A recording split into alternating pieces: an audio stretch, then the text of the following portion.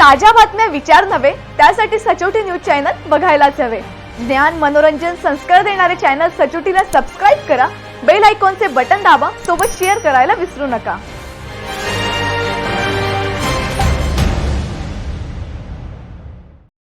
अल्पवयीन सुंदर मुलीशी लैंगिक चाळे करणे, त्यांच्यावर शारीरिक अत्याचार करणे असे घाणेरडे प्रकार धुळे जिल्ह्यातील साक्री तालुक्यातील म्हसदी येथील गंगामाता कन्या विद्यालयात घडलाय।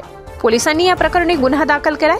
बोगस शिक्षक, कर्मचारी भरती, बोगस पतपेढी, मागासवर्गीय आदिवासी विद्यार्थ्यांच्या शिष्यवृत्त्या खाणे, शिक्षकांकडून बेकायदा वसुली, बोगस बिले, शासकीय अनुदान परस्पर लांबविणे असे अनेक प्रकार या शाळेत सुरू आहेत। मुख्याध्यापिका स्वतःची बायको, शिक्षणाधिकारी भाडखाऊ, त्यामुळे सर्व तक्रारी डब्यात असा खेळ या म्हसदीला सुरू आहे। गेली कित्येक वर्ष या शाळांच्या नावाखाली लुटमार सुरू आहे। मागासवर्गीय आदिवासींचा छळ करून त्यांचे शोषण सुरू आहे।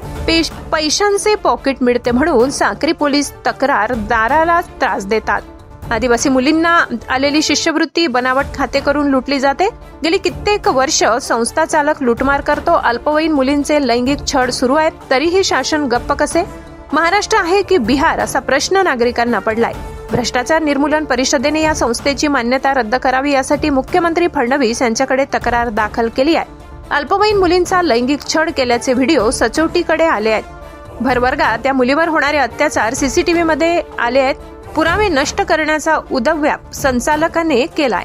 ज्याने हा प्रकार उघडकीस आणला त्या मागासवर्गीय कर्मचाऱ्यांचा छळ सुरू आहे, तरीही पोलीस अॅट्रॉसिटी का दाखल करीत नाही हा खरा प्रश्न आहे। या प्रकरणी शासनाने तात्काळ दखल घ्यावी, भ्रष्टाचाराची चौकशी करून संस्था चालकांवर गुन्हे दाखल करावे अशी मागणी राजकुमार छाजेड यांनी केली आहे। अत्यंत गंभीर प्रकरण असताना हरामखोर उपसंचालकाने मोठी तोडपाणी केली आहे, त्यामुळे शिक्षण घेणाऱ्या विद्यार्थिनींचे भवितव्य धोक्यात आले आहे। या प्रकरणी शासनाने गोपनीय चौकशी करावी अशी तक्रार हायकोर्टात करण्यात आली आहे।